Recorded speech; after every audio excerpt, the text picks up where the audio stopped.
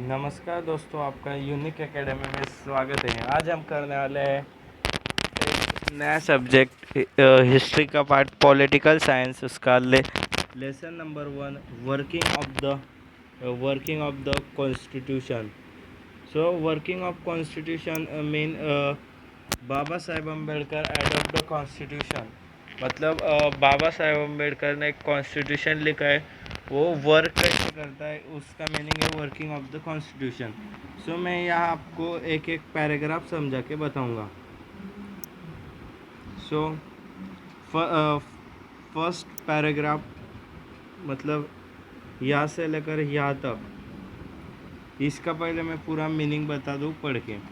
The text book of political science still now help us to make an overview of local government, the value and the philosophy of the Indian Constitution, as also governing structure created by the Constitution and India place in international relations. The India Constitution has declared its object to establish a secular democratic republic. Also, it made extremely important provision to assure that the citizens get the justice and their freedom is protected. The India Constitution is seen the mean through which a progressive developed society based on social justice and equality will establish. मतलब ये पूरे passage में दिया है कि बाबा साहेब अम्बेडकर ने ये लिखा है कि जो हमारा जो देश है वो डेमोक्रेटिक है। डेमोक्रेटिक मतलब यहाँ पे हम इलेक्ट करके देते हैं लोगों को, वो खुद से नहीं आते, हम उनको इलेक्ट करते हैं और सत्ता की कुर्सी पे बिठाते हैं। सो ए पैसेज का मतलब मैंने नोट्स बनाए हैं, उसमें से बता देता हूँ। सो ये देखो, इस पैसेज का मीनिंग है constitution has give the right all to freedom speech etcetera.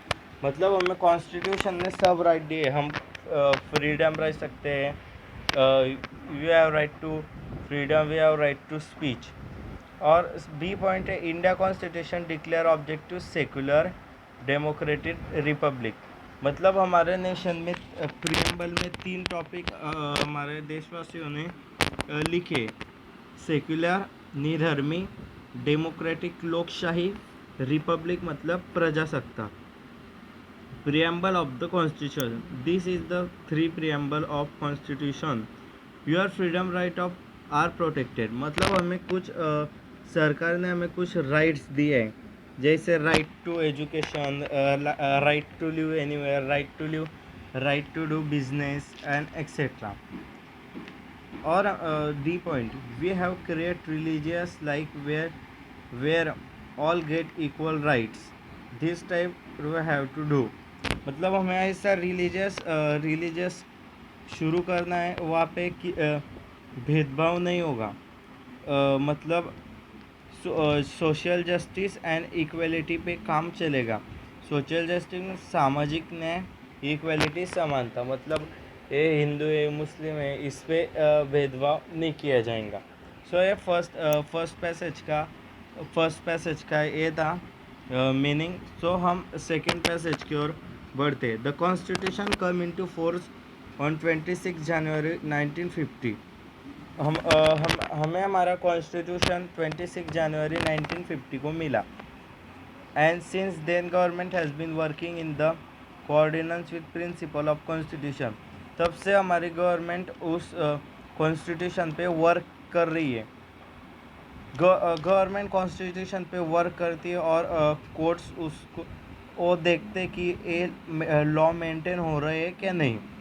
सो हमें in this chapter we will take a brief overview of wide-ranging nature of Indian democracy, important changes that have taken place in a political process and step that had been taken to establish social justice and equality. मतलब इस lesson में हम देखेंगे कि हमारे सरकार ने मतलब क्या क्या स्टेप हमको क्या राइट दिए हैं, हम क्या कर सकते हैं और हमें क्या करना चाहिए, ये हम ब्रीफ स्टडी करने वाले।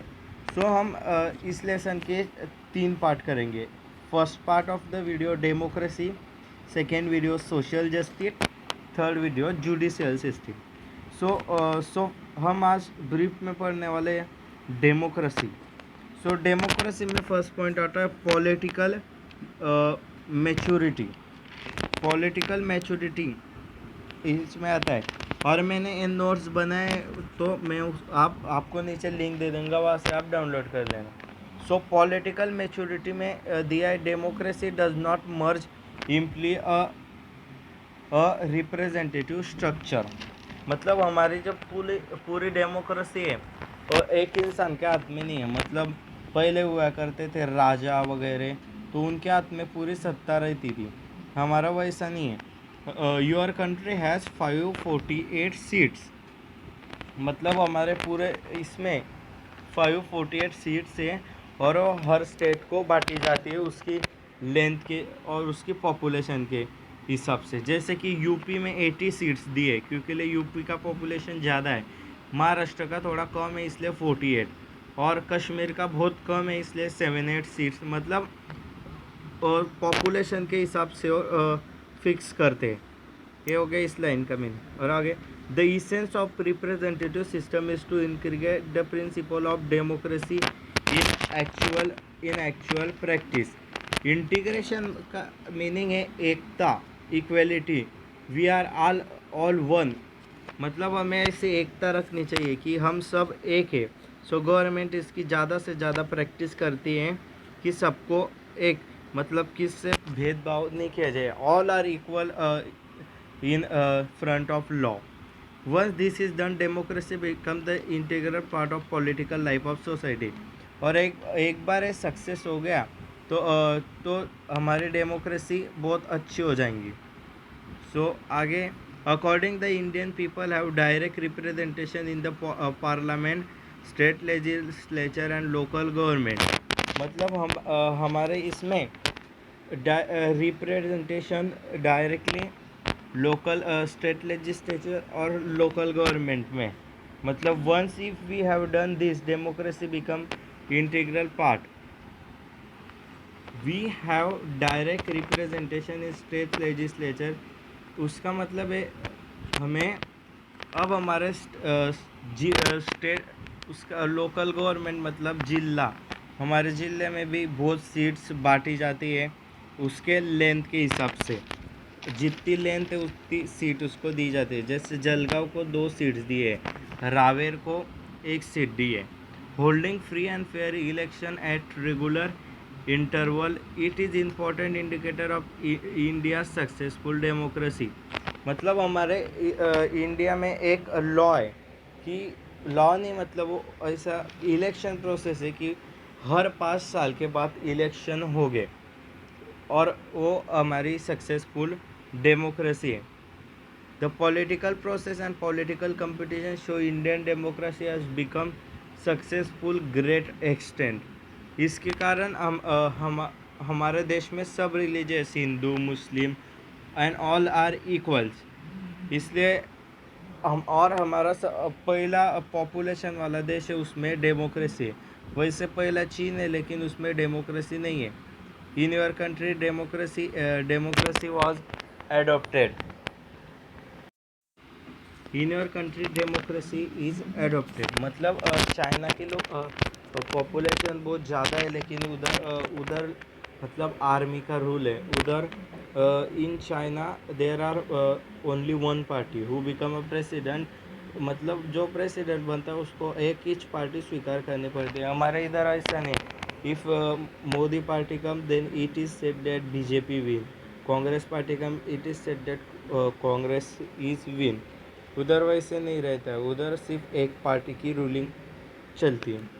सो ये हो गया पॉलिटिकल मेजोरिटी। इसके मैं आपको मेन पॉइंट्स लिखे और सुनाता हूँ। Your country has 548 seats and all seats are divide. मतलब हमारे कंट्री में 548 सीट्स है, ऑल सब सीट्स डिवाइड कर दी है उस लेंथ और लोकेशन के हिसाब से। जैसे यूपी में 80 सीट्स, महाराष्ट्र में 48 सीट्स, और ये सब सीट्स की टोटल आती है 548 सीट्स। इंटीग्रेशन, एकता, equality are we say in national anthem, मतलब हमारे देश में किसी के साथ भेदभाव नहीं किया जाता है।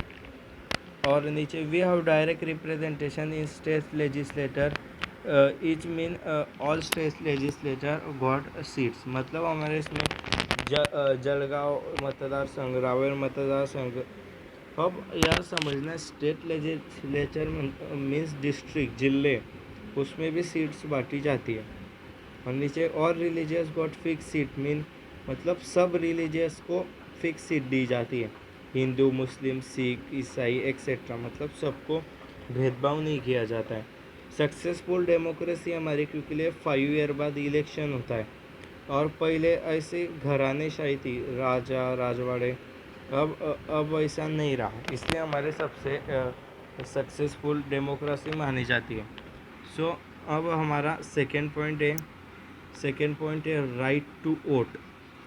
Right to vote second point है। सो हम वो पहले पढ़ लेते हैं paragraph.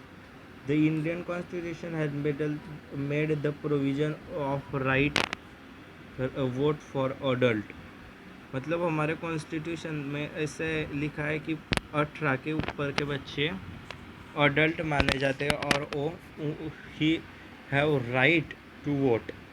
In the pre independence period several provision restrict the right of to vote, मतलब पहले बहुत रेस्ट्रिक्शन थे कि हम ही वोट करेंगे, हम ही मतलब पहले सिर्फ इंसान ये वोट करते थे, मेन, नॉट वुमेन। अभी men, womens and all etcetera all or are voting.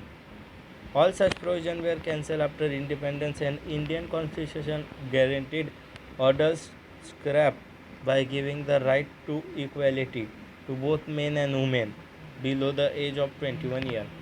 मतलब हमें जब इंडिपेंडेंस मिला तब ये सब जो थे कि मेन वुमन में का भेदभाव की मेन कर सकते वोट, वुमन नहीं, वो सब बंद कर दिया गया।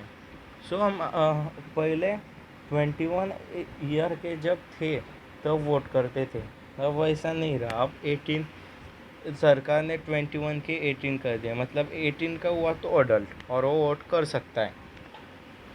The voting age was later reduced from 21 to 18, which gave opportunity of political participation to young generation in India।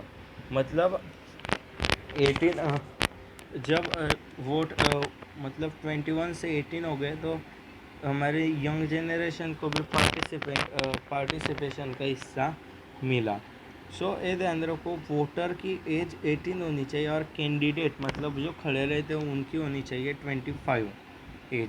Such provision has made India the largest democracy in the world. ऐसे provision India में जो सबसे बड़ी democratic country है हमारे world में। India the largest number of voter compare to any other democratic nation, मतलब हमारे इसमें सबसे ज़्यादा वोटर्स है।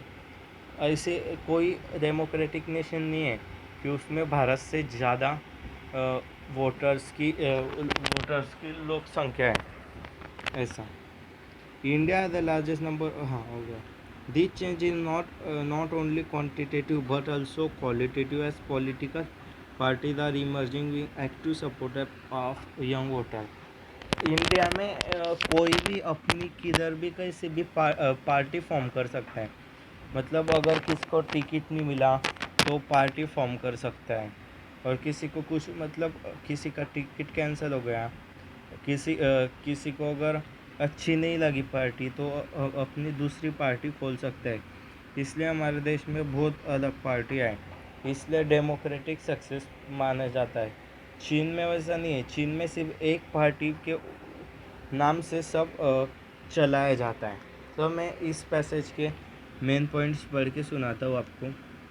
According to Indian provision, person age 18 year have right to vote means adult, मतलब 18 के ऊपर के वोट कर सकते हैं और वो उनको अडल्ट कहा जाता है। सेकेंड, मतलब ये पॉइंट्स जो है वो पूरे पैसेज से रिलेटेड है और आपको बहुत मदद करेंगे। अगर आपने पढ़े तो आपको मतलब ये बहुत इजी हो जाएगा। Second point, all have right to vote, मतलब सबको वोट की राइट है। In pre independence the age of voting person is 21 year, मतलब पहले के ज़माने में 21 साल के इंसान सिर्फ वोट कर सकते थे। अब after pre independence the right of people is reduce from 21 to 18 year. मतलब इंडिपेंडेंस के बाद 21 ईयर से 18 ईयर हो गया, मतलब 3 एज कम हो गए। ऑल स्टूडेंट ऑफ 18 और above 18 have right to vote and participate in election. मतलब हमारी यंग जनरेशन उसको वोट करने का अधिकार है अगर वो इंडिया के रहवासी है तो। India largest world compare other world's. मतलब इंडिया की डेमोक्रेसी लार्जेस्ट है बहुत, अगर हम दूसरे देश को कंपेयर करके देखें तो। The bigger nation like China not democratic nation. मतलब चाइना सिर्फ हमारे ऊपर ज़्यादा पॉपुलेशन चाइना का है, लेकिन वो डेमोक्रेटिक नेशन नहीं है। India many parties like BJP, Congress and etcetera. मतलब हमारे कंट्री में ज़्यादा पार्टीज हैं। मतलब हम फ्री है, कोई भी कैसी भी पार्टी बना सकता है, कुछ भी कर सकता है, पार्टी बना सकता है और चुनाव उस पर लड़ सकता है। लेकिन हम एक लास्ट पॉइंट पढ़ते हैं इसका। In China only one party is there and people who is PM whose party is one only, there is only one party in China। मतलब समझ लो बीजेपी आई और हमारे इसमें अगर बीजेपी आई तो हम बोलते हैं बीजेपी पार्टी वो नहीं। कांग्रेस जीती तो हम बोलते कांग्रेस पार्टी वो नहीं। तो उधर वैसे नहीं, उधर सिर्फ एक पार्टी, ओनली वन। बीजेपी आई, बीजेपी जीती, सिर्फ उधर इंसान बदलते हैं कि ये खड़ा होऊंगा, वो खड़ा होऊंगा। तो ये जो पॉइंट्स है वो मैं आपको नीचे लिंक दे दूंगा, वहाँ से आप देख लेना। मतलब ये पूरे पैसेज के एनालिसिस और मेन पॉइंट्स निकाल के रखें। सो हमारा आगे का टॉपिक है डिसेंट्रलाइजेशन ऑफ डेमोक्रेसी। अब डिसेंट्रलाइजेशन मतलब क्या? वाटअप, मतलब डिवाइड, सत्तेचा वाटप। मतलब जो सत्ता रहती है उसको इसके डिवाइड कर दिए जाते हैं। मतलब जैसे कि अब पीएम मोदी प्राइम मिनिस्टर है, तो ऐसा तो नहीं पूरे देश का कारोबार वो एक ही देखेंगे, वैसा दिस इज़ इम्पॉसिबल। सो मंत्री MLAs MPs ऐसे लगाते हैं और वो उनके हाथ के नीचे काम करते हैं। अब दो दो शब्द लिखे हैं मैंने इधर, डिसेंट्रलाइजेशन और सेंट्रलाइजेशन। सेंट्रलाइजेशन मीन्स राजेशाही। राजेशाही मीन्स वो पहले होती थी। मतलब अगर राजा राजा हुआ तो उसका लड़का राजा। मतलब सिर्फ फैमिली चलती थी तब, ऐसे ये कुछ नहीं था कि इलेक्शन नहीं था तब। सो हम पढ़ते हैं decentralization power is central to democratic government. Decentralization control the misuse of power and also create opportunity opportunity participation for common people। मतलब डिसेंट्रलाइजेशन मतलब सत्तेचा वाटप। तो डिसेंट्रलाइजेशन के क्या फ़ायदे होते हैं? कोई भी खड़ा हो सकता है। और सेंट्रलाइजेशन मतलब राजेशाही। राजेशाही में कोई खड़ा नहीं हो सकता है, उधर सिर्फ राजा का वंश चलेगा। जैसे कि दशरथ राजा, उनके लड़के राम, राम का लड़का लवकुश, मतलब ऐसी पीढ़ी चलेंगी, उधर कोई कुछ कर नहीं सकता। The directive principle of state policy include the provision for democratic decentralization। One such important provision is regarding empowerment the local self-government make genius democracy governments a reality। After independence, several attempts was made toward a democratic. One such important democracy is 73rd and 74th Amendment to Indian Constitution, which gave a constitutional status to local self-institution has also increased their power। अब ये जो पूरा passage है, ये पूरा, उसमें सिर्फ एक बात बताई है वो आपको समझने, सिर्फ एक बात, मतलब वो इतना हार्ड नहीं है। इसमें ऐसा बताया है कि हमारे लॉ बाबा साहेब अम्बेडकर ने लिखे, लेकिन हम उनको फॉलो करते हैं, लेकिन कुछ चेंज तो होना चाहिए। तो चेंज होने के लिए हम सप्लीमेंट लगाते हैं कॉन्स्टिट्यूशन को, हम पेपर को सप्लीमेंट लगाते हैं, वैसे हम इसको भी सप्लीमेंट लगाते हैं। जैसे मतलब अगर लगा कि हमें ये लॉ चेंज करना है तो हम कर सकते हैं। जैसे कि जम्मू कश्मीर का लॉ हमें चेंज किया, उधर ऐसा था कि सिर्फ कश्मीर के लोग ले सकते थे, रह सकते थे, और बाहर के कोई बिजनेस भी नहीं कर सकता था और घर भी नहीं। तो ये लॉ मोदी सरकार ने निकाल लिया। मतलब ऐसा हमें अगर लॉ निकालना होगा तो वो पावर है, लेकिन किसके पास? वो एमएलए एमपी, मतलब अगर समझ लो ये हुआ, वो पहले फिक्स करते हैं, प्राइम मिनिस्टर पहले लेटर तैयार करते हैं कि हमें ऐसा ऐसा करना है, फिर वो लोकसभा में पास होता है। लोकसभा में मेजोरिटी मिलने के बाद राज्यसभा में, अगर राज्यसभा से पास हुआ तो वो राष्ट्रपति के पास जाता है, राष्ट्रपति कुछ चेंज कर सकता है। फिर अगर चेंज करके उसने भेजा, उसने अगर सिग्नेचर की तो द बिल वाज पास। अगर वो बार बार सिग्नेचर नहीं करता रहा तो उनको ऐसे राइट है, वैसा नहीं चलता, फिर राष्ट्रपति बदल सकते हैं, क्योंकि उसको एक दो बार नहीं किया तो चलता है, उसको उसका आंसर देना पड़ता है कि क्यों आपने ऐसा किया, तो वो ऐसा कर नहीं सकते। सो नीचे ये देखो, ये दिया है, can you tell the reason of following reason for following change. ये बहुत इस पे ये क्वेश्चन पूछ सकते हैं, कैन यू गिव रीजन्स में। तो मैं आपको समझाता हूँ। Some seats are kept reserve for women to increase the participation in political process. मतलब पहले वुमेन नहीं, सिर्फ मेन खड़ा होता था, मतलब मैन खड़ा होता था, वुमेन खड़ी नहीं रहती थी। सो अब वैसा होता है क्या? नहीं, अब 33% वुमेन और 67% मैन, और आधे आधे स्टेट में एक्सेप्ट महाराष्ट्र में भी 50% वुमेन 50% मैन, मतलब 50% वो जगह रखी रहती है। Second question, some seat are kept reserved for weaker section of society so that they can get share in political party। तो पहले करती थी ये हिंदू है, ये मुस्लिम है, ये मतलब ऐसे नीचे के इसके कास्ट के, ये शेड्यूल कास्ट है, ये शेड्यूल ट्राइब से। तो अब ऐसा होता है कि नहीं, अब सबको इक्वल सीट्स दी जाती है।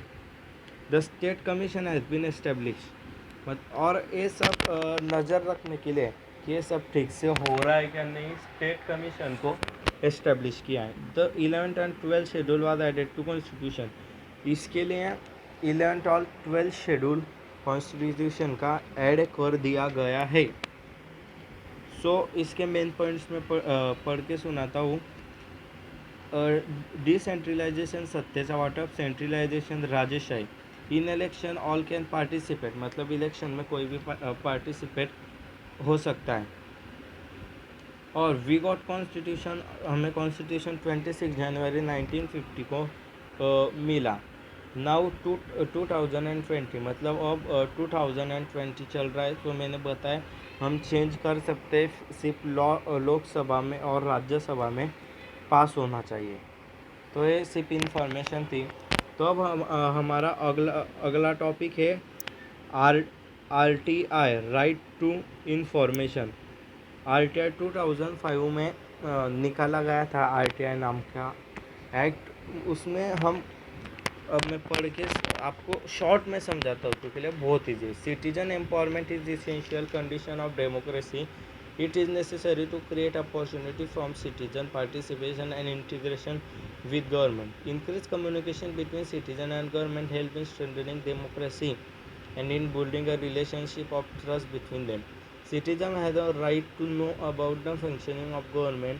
The government of India gave right to information the citizen of India to ensure transparency and accountancy, which is the handle of good governance. Right to information has made government more transparency and reduce the element of security in working of constitution. After the 2000 whole approach toward democratic reform change. Democratic reform considered as the rights of citizen according to citizen in India. We have got right to information, education and food security. These rights have strengthened democracy in India.